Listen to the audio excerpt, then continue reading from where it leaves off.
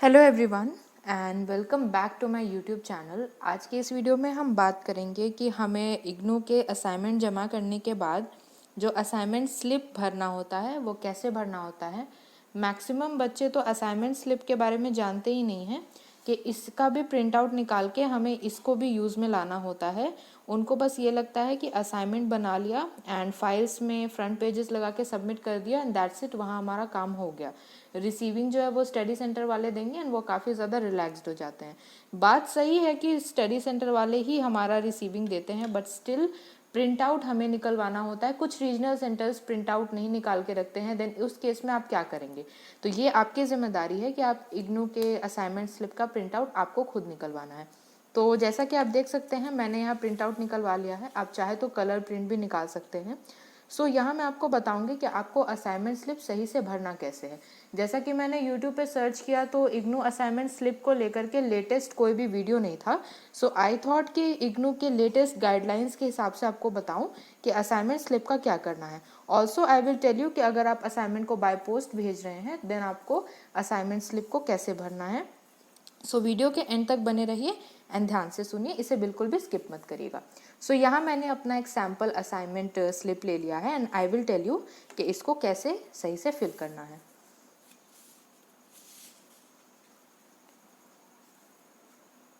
तो जैसा कि हम देख सकते हैं ये है हमारा इनरोलमेंट नंबर 9 डिजिट्स का। यहाँ पे हमें अपना इनरोलमेंट नंबर साफ साफ इन बॉक्सेस में फिल करना है। अगेन अपना इनरोलमेंट नंबर इन बॉक्सेस में हमें फिल कर लेना है। इनरोलमेंट नंबर सही से भरने के बाद दोनों बॉक्सेस में हमें उस प्रोग्राम का नाम लिखना है जिसमें हमने एडमिशन लिया है इग्नू में। फॉर एग्जांपल अगर आपने बीएजी में एडमिशन लिया है, बीएजी ऑनर्स में एडमिशन लिखा है, तो उस प्रोग्राम को यहाँ पे मेंशन करेंगे। मैं एमईजी की स्टूडेंट हूँ, सो मैंने यहाँ पे एमईजी फिल किया है। अगेन यहाँ पे प्रोग्राम में मैंने एमईजी फिल कर दिया है। उसके बाद मीडियम है, मीडियम में हमें उस लैंग्वेज को लिखना है जिस लैंग्वेज में हमने अपना असाइनमेंट बनाया है। फॉर एग्जांपल मैंने अपना लैंग्वेज इंग्लिश मीडियम में बनाया है तो मैं यहाँ इंग्लिश लिखूंगी।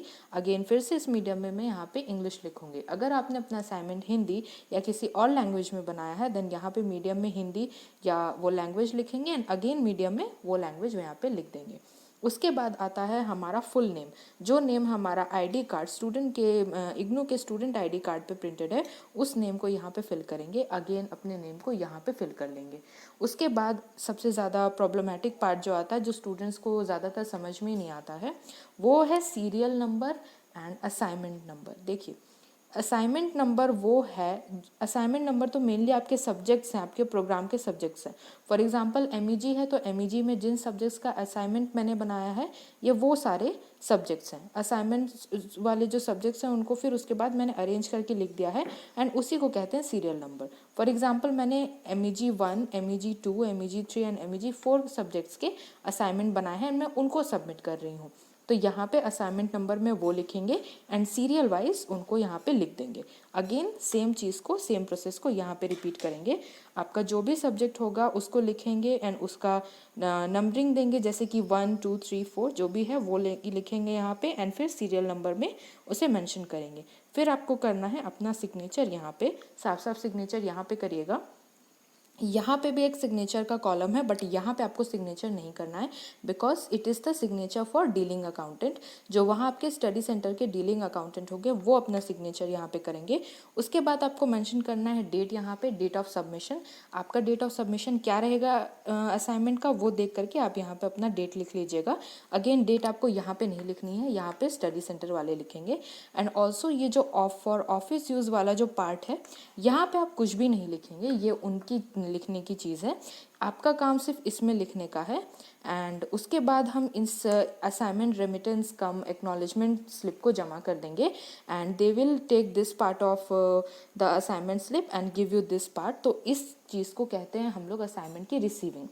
ये हम लोग को बहुत बहुत बहुत सेफ रखना है because this is the only proof कि हमने अपना असाइनमेंट जमा दिया है in case of offline submission. Online submission में तो हमारा गूगल फॉर्म, हमारे ईमेल वगैरह, हमारा प्रूफ होते हैं, but if you are submitting online also still इसकी एक कॉपी आप स्कैन करके डाल सकते हैं, योर विश। अगर आप ऑफलाइन जमा कर रहे हैं देन तो ये कंपलसरी है, बिल्कुल ये कंपलसरी है, इसको स्किप करने की बिल्कुल मत सोचिएगा। And if you are sending this by post then यहाँ पे क्लियरली लिखा है when you submit the assignment by post enclose a self address stamped envelope along with this, मतलब कि स्टैम्प एनवेलोप पे आपका एक सेल्फ एनक्लोज्ड स्टैम्प होना चाहिए, ये आपके पोस्ट ऑफिस वाले कर देंगे। So if you are sending this by post then make sure कि आप इस गाइडलाइन का फॉलो करें। अगर ऑनलाइन सबमिट कर रहे हैं देन भी अपने सेफ्टी के लिए एक स्लिप जरूर स्कैन कर लें, एंड ऑफलाइन जमा कर रहे हैं तब तो इस स्लिप का आप प्रिंट आउट निकाल लीजिए एंड इसको जा करके आप रिसीविंग वहाँ से लेकर के आ जाइएगा। डोंट फॉरगेट दिस बिकॉज ये बहुत बहुत इंपॉर्टेंट चीज़ है। असाइनमेंट तो जमा कर दिया बट कभी कभी उसका स्टेटस अपडेट ही नहीं होता है, तो उस केस में दे कैन से कि आपने तो शायद असाइनमेंट जमा ही नहीं किया। In that case you can show कि नहीं मेरे पास रिसीविंग है, मैंने स्टडी सेंटर में खुद फिजिकली गई थी एंड वहाँ मैंने जमा दिया है और मेरे पास आपके साइंड सिग्नेचर्स यहाँ पे मेरी रिसीविंग पे हैं। That's why this document and this form is very very important. अब आती है ये बात कि ये फॉर्म हमें मिलेगा कहाँ से। तो सबसे पहली बात कि हमारे जो भी स्टडी सेंटर होते हैं, जो रीजनल सेंटर्स होते हैं, उसमें इसके डाउनलोड का लिंक मिल जाएगा आपको। ऑल्सो जो हमारी प्रोग्राम गाइड आती है जिसको लोग कार्यक्रम दर्शिका भी कहते हैं, उसमें हमारे इग्नू के प्रोग्राम से रिलेटेड सारे फॉर्म्स, सारे इंपॉर्टेंट फॉर्म्स का स्ट्रक्चर दिया हुआ रहता है। हम वहाँ से अपने कई सारे इंपॉर्टेंट फॉर्म्स का प्रिंट आउट निकाल सकते हैं। अब मैं 2 क्वेश्चंस को लूँगी जो स्टूडेंट्स को जनरली आते हैं, जो मुझे एड्रेस करने चाहिए, जो मैंने देखे कि स्टूडेंट्स के लिए इशू होते हैं। सबसे पहली बात, एक कंप्लेन होती है स्टूडेंट्स की, जैसे कि उनका एनरोलमेंट नंबर 9 डिजिट्स के बजाय 10 डिजिट्स का है। मुझे पता नहीं है कैसे होता है बट कुछ स्टूडेंट्स के साथ तो ये पेक्यूलियर प्रॉब्लम आती है। तो वो स्टूडेंट्स को मैं बिल्कुल रिकमेंड नहीं करूँगी। बहुत ईजी है ये रिकमेंड करना कि यहाँ पे एक बॉक्स बना लो एंड वो डिजिट लिख लो, but I will not recommend you this. इस प्रॉब्लम के लिए आप अपना स्लिप लेके जाइए, इस इनरोलमेंट नंबर को ब्लैंक छोड़ दीजिएगा एंड वहाँ पे आप स्टडी सेंटर वालों से पूछिए कि मेरे साथ ऐसी ऐसी दिक्कत है, मैं अपने इनरोलमेंट नंबर में क्या भरूँ। एक और दिक्कत है कि बच्चों का, जैसे कि मेरे तो यहाँ फर्स्ट ईयर के 4 ही सब्जेक्ट्स हैं, कुछ बच्चे हैं जिनका 4 से ज़्यादा सब्जेक्ट है, कुछ बच्चे हैं जिनके 5 सब्जेक्ट्स हैं, 9 सब्जेक्ट्स हैं। तो वो इस केस में क्या करेंगे, उनके पास तो यही एक स्लिप है एंड इतने ही कॉलम्स हैं। तो उस केस में वो अपने एक्नॉलेजमेंट स्लिप को 2 पार्ट्स में डिवाइड कर लेंगे। देखिए यहाँ तो मैंने आपको सैम्पल दिखाने के लिए 2 प्रिंट आउट निकाले थे कि मैं खुद के लिए यूज़ करूँगी, एक मैं आपको बताऊँगी, बट यहाँ आपको प्रिंट आउट ही 2 निकालने हैं। हाफ सब्जेक्ट्स यहाँ पे लिख दीजिएगा, अदर हाफ यहाँ पे लिख लीजिएगा। ऑल्सो ये सारी डिटेल्स जो यहाँ है वो यहाँ पे भी भर लीजिएगा एंड दोनों को स्टेपलर से या ऐसे ही ऑफिस पिन से अटैच कर लीजिएगा एंड वहाँ पे जमा करके दोनों में अपना साइन करवा लीजिएगा एज रिसीविंग एंड वहाँ पे सबमिट कर दीजिएगा। सो आई थिंक ये दोनों प्रॉब्लम आती है स्टूडेंट्स को एंड मैंने इस इशू को आपको रिजॉल्व करके बता दिया है। इसके अलावा आई डोंट थिंक सो कि इस एक्नॉलेजमेंट स्लिप को भरने में स्टूडेंट्स को और कोई समस्या है। So let me know even if you have any issue. अगर इसके बाद भी अगर आपको कोई क्वेरी है then feel free to drop it down in my comment section below and please like and share and subscribe to my channel.